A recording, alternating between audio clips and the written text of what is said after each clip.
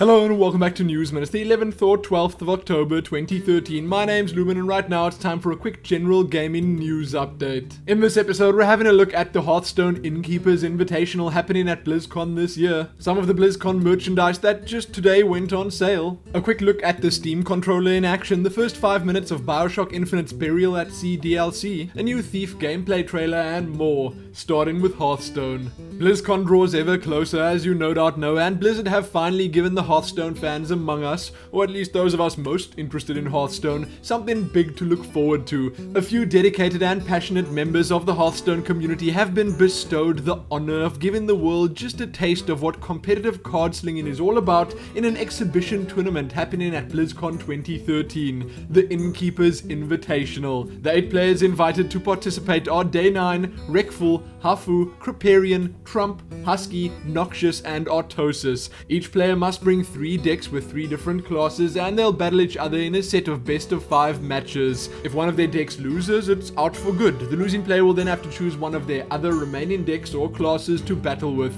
and if they run out of decks, that's the end of their run. So yes, single elimination, and the final player remaining, the winner of the tournament, shall be named Grand Master of the Hearth, receiving a fitting trophy for their no doubt impressive efforts. The brackets have already been revealed and it seems like Day 9 will be taking Wreckful on, Huffle will do battle with Kriparian, Trump is against Husky, and finally Noxious is playing against Artosis. So what do you guys think? Is Trump taking it? Perhaps Kriparian? Or are any of those other names worthy of the title of Grand Master of the Hearth? I would say that Trump is probably the favorite to win it, but you gotta keep in mind that this is going to be played live on stage. So who knows, the guy might get nervous. Someone like Day 9, however, he won't get nervous.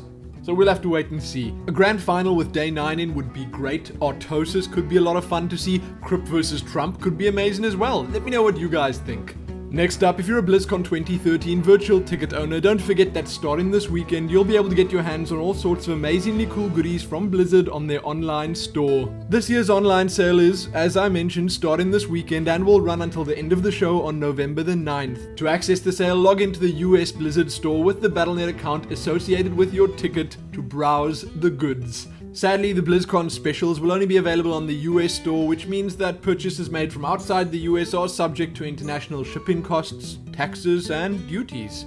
Extra cost or not, however, I think I might need to get that Hearthstone t-shirt, or one of those World of Warcraft robes. Super cool. Read more below and be sure to let me know if you're picking anything up for yourself. Also, keep in mind the virtual ticket does get you those in-game goodies if you care for such things. Now though, we're having a look at a couple of smaller pieces of news before the even smaller smalls. First, Valve have released a quick look at some games being played with a prototype version of the Steam controller. The very same version that'll be shipping to the 300 Steam users receiving those Steam machines later this year. It is, in my honest opinion, looking like the perfect controller for PC gamers. And everyone else too. Valve just do things right. Then Irrational Games have revealed the first 5 minutes of Bioshock Infinite's Burial at Sea DLC, and I must say it is looking kinda interesting thus far. A whole lot of people are obviously complaining about the lack of action in the DLC, but I think, given how good these guys are telling stories, it's gonna be absolutely amazing. There's a new Thief gameplay trailer up to have a look at that shows us a whole lot of the new Garrett in action.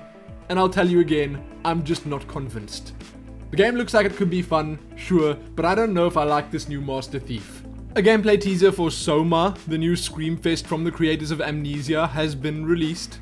It looks sort of like a horror version of The Matrix, and yes, it does also indeed look kinda scary. SOMA is coming to PC and PlayStation 4 in 2015. Last up before the smalls, The Bloody Prince is coming to Tyria in Guild Wars 2's Halloween update. All the fun stuff from last year is back with a good bunch of rather exciting looking additions. Read more below, log in on the 15th to check it out and enjoy. With that done, smalls time. GOG have a promo going at the moment that'll give you a free copy of The Witcher with any purchase you make on their site. Check review roundups out for both Beyond Two Souls and Pokemon X and Y. Final Fantasy VI is being remade for iOS and Android. Disney and Nimblebit, the creators of Tiny Tower, are making Tiny Death Star, which I absolutely can't wait for. Terraria 2 is apparently a thing. GTA 5 is possibly coming to PC early next year. And finally, Enslaved Odyssey Odyssey to the West is definitely coming to PC soon. That's it for this episode. Give it a like, share it, subscribe if you haven't already, and most importantly, happy Innkeepers Invitational and happy BlizzCon 2013. Happy that.